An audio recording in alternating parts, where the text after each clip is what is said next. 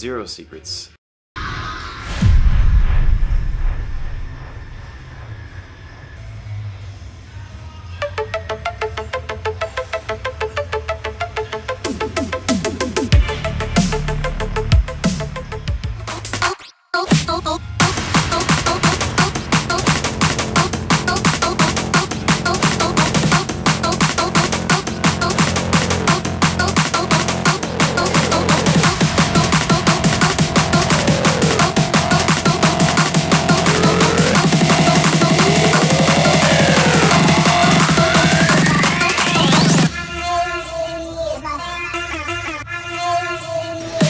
Get the fuck up! So when it comes to training every single day, how do I do it? That comes with experience and a lot of special secrets. No, actually, zero secrets.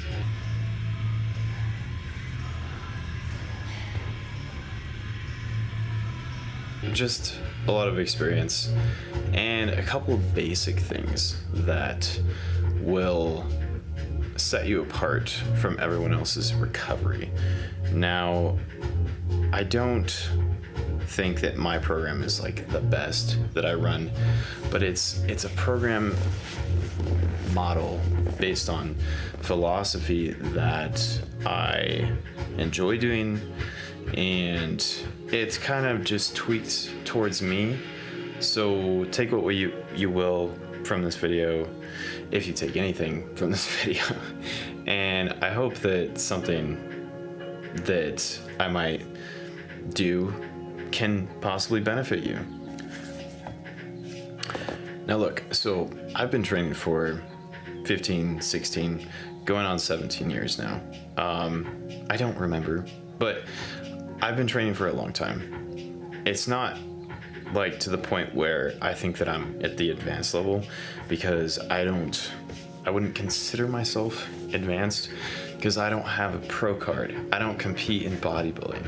Now that's like something that I would consider like you have to be elite or on the advanced, like fine tuning, like you got to know everything.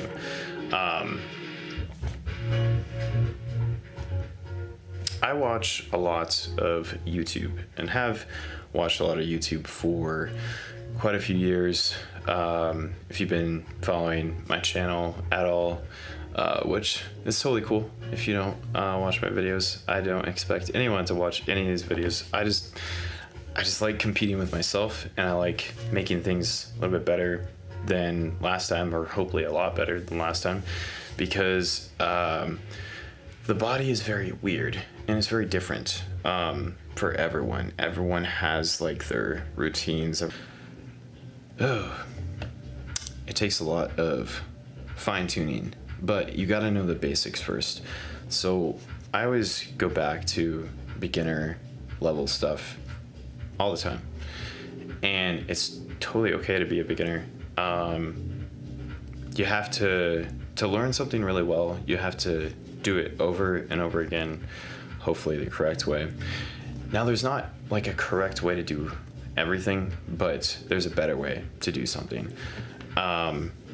Going to train every single day, for instance, what the title of this video is, I have adopted a lot of different philosophies on this specific ideology. Now, you could follow like my commencer type of programming where you don't really put that much work into it. You could follow a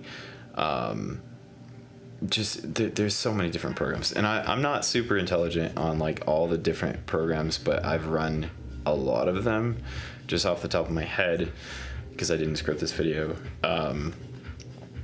Gym Wonders 5-1 gave me the best results a long time ago. That was when I was in high school, and so that program allowed me to build my foundation. It allowed me to get strong, and it allowed me to focus on percentages. Now, what is percentages? So this is something that you would incorporate probably after a year of training, and you want to not overcomplicate it, because it does get overcomplicated very quickly with this, where you get a percentage of your max lift. And this is why you have to be training for it at least like 6 months to a year, I would say. A percentage of your max lift, and you take that percentage and you do it on specific days and specific weeks. And you would increase or decrease that percentage on certain phases or certain days of the week so you can progress forward. Now, it's a whole fucking math game, which I'm not good at, but you can probably search on Lift Vault or somewhere online where to get Gym Wonders 531 modified for free. I've done it many times and I had great results from that specific training program. However, I have developed kind of like a disease, like a psychological disease of I have to go to the gym or I don't feel like my day is complete. Not everyone is in the same category as me. It's definitely a problem, but I enjoy going to the gym and it's kind of like a mental thing for me to do it every day. So how have I been able to not only recover, man, those camera angles. So anyways, how have I not only been able to recover well from the gym and go 6-7 days a week? I don't always go 7 days a week, but most of the time I'm doing something 7 days out of the week. So every day. Once in a while I will take a couple of days off or maybe a week off, but that usually happens once a year. So that's more of like a psychological recovery. And Arnold talked about this, where sleep is specifically for the mind.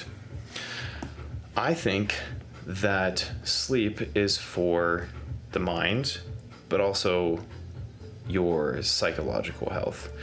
Because there's this thing where you get to a certain point where you can turn this like side on of you.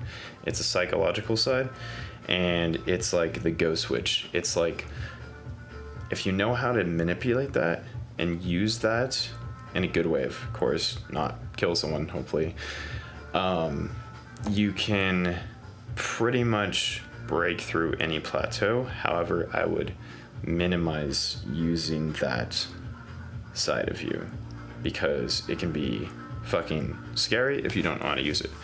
So that is something that I've learned about and trained, not a ton of times, but when it's go time, it's go time. It's a psychological thing. So I don't really want to get into too much detail on that because it's kind of like I don't have enough experience with it to teach about it. I know how to do it, but I don't feel comfortable teaching someone about psychological warfare. Anyways, how have I been able to go to the gym every day consistently and not burn out? So I burnt out many times before, and this took a lot of fine-tuning, where I will have my nutrition. Certain days are specific. So I've done keto, I've done veganism, I've done paleo, I've done intermittent fasting. That seems to work best when I'm trying to diet, where I will fast for most of the morning, and then I might have a protein meal before and or after my workout along with some carbs, and I will shove most of my food at the end of the day. So that's more of an advanced type of dieting approach, and I wouldn't recommend you try that if you're anywhere on the beginner level of 1 year or lower of training experience. The reason why is because it's not going to benefit you, and I've tried it before and it just slapped me in the face. So I don't recommend training every day for everyone. I would recommend you train for the amount of days that you feel like you can recover from. And that might take some experimenting, that might take some fine tuning, that might take a lot of failures to be able to figure that out.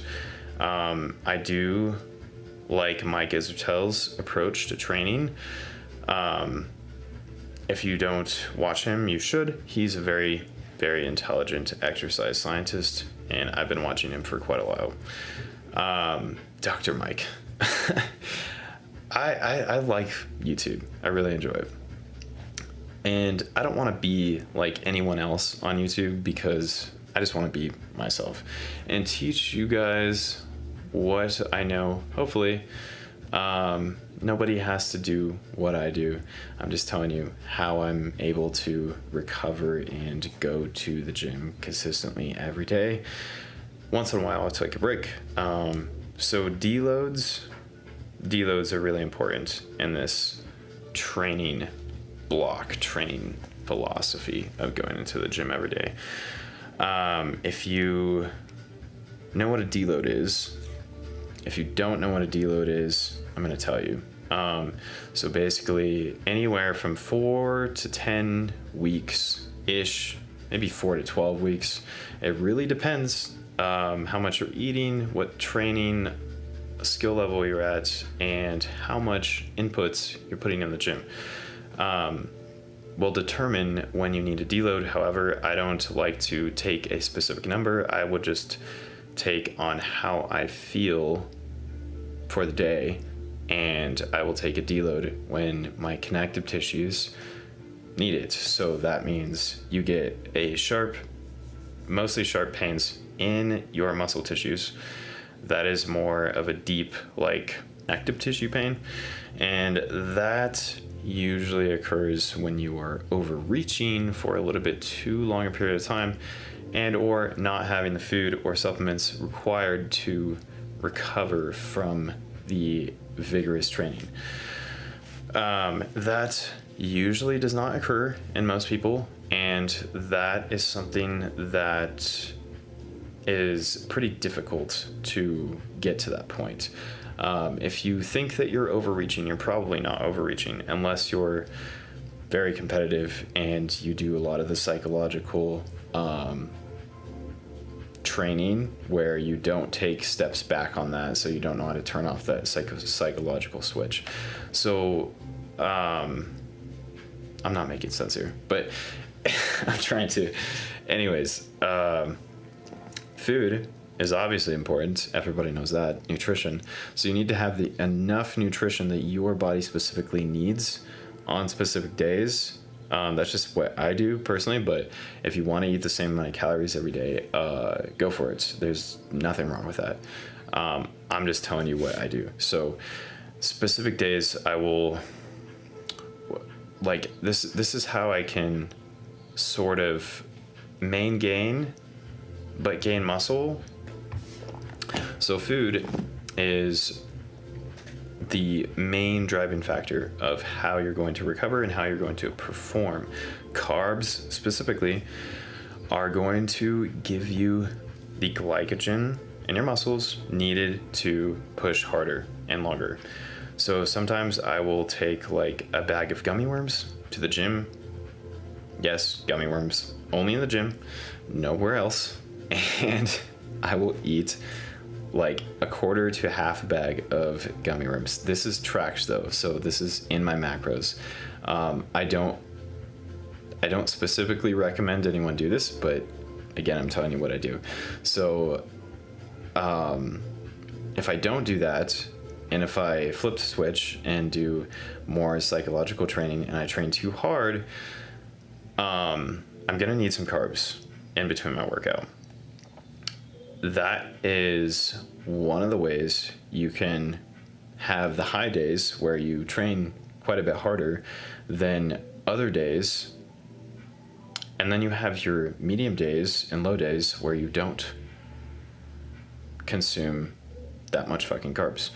And you definitely don't need fucking gummy worms doing cardio or anything like that. This is only when you are training with like more than 20 sets of a compound exercise and you are trying to push on the gas very, very hard.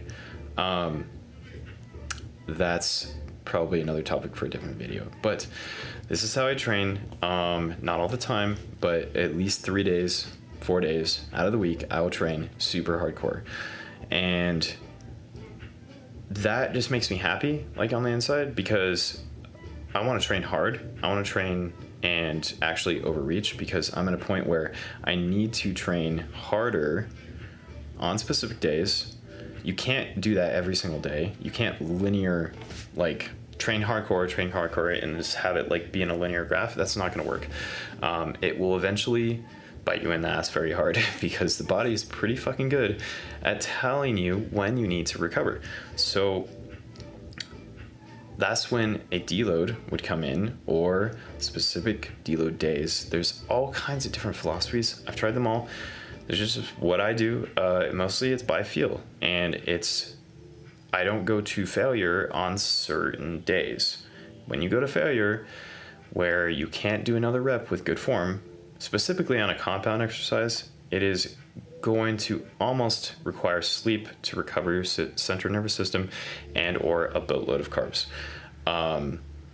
So yeah, you can't just eat nothing, which that's what I thought throughout the day, and expect to overreach constantly time after time and feel good. That doesn't happen. But anyways, as I was saying about the training volume, everything, how I train every single day, most days, without doing a whole bunch of crazy shit. But the thing is, that's not true, because I do a bunch of crazy shit. I just have a deeper understanding of how my body works. Now, you will have to figure out how your body works, but I have a pretty good understanding of how the human body works. Some people not being human, that's okay. So for the food wise, you need to be eating enough calories. You can't be in a calorie deficit for forever, but you also should not be in a calorie surplus forever. I don't like the idea of bulking and cutting and going back and forth. I just like the idea of main gaining, or just slowly adding calories and slowly subtracting calories. So setting up your macros is going to be pretty easy. What you're gonna want to do is basically weigh yourself for 7 days, calculate that average, and figure out your total calories per day, which matters the most, and the protein. The rest is just fine-tuning stuff, individual carbs and fats. That is going to be highly dependent on your experience level and your day and what you're trying to do, and a whole bunch of other variables. So calculating your total calories, you're going to either subtract or add 300 to 500 on each spectrum, whether you're trying to lose weight or gain weight. That's my best recommendation on that as overall nutrition. Now, what you're eating specifically, I would recommend mostly whole foods, because that's going to give you the best energy output. Some people are lactose intolerant. Some people have dairy problems. Some people have specific allergies, like myself. And I can't really consume dairy ever, because it gives me a problem and it's bad for my ADHD. Meat products, as far as being like vegan or non-vegan, this is something that I'm experimenting with personally right now, or at least mostly vegan. Being most of my protein comes from plant sources. Now that doesn't mean I'm going to be eating vegan protein powder all the time. That is not a good idea. That's not healthy, and it's something that set me back when I was vegan for 4 years straight. I did a video on that a while ago, but it was not that good. Anyways, so I'm going to be trying something with that, because I feel like my body's very irritable on certain foods, and when I eat certain foods, such as chicken, I assume it's coming from the box not the chicken store, but just everything you buy at a grocery store is usually shit. Now, where do you get your food from? That's a good question. And that's a totally different topic for a different video. But the main reason why I'm able to recover and go to the gym 7 days a week is because I adjust the training volume, and I adjust the frequency, and I adjust the intensity on each days that I'm feeling up to it or not up to it. So this is why I do calisthenics in between on those days that are like kind of low days.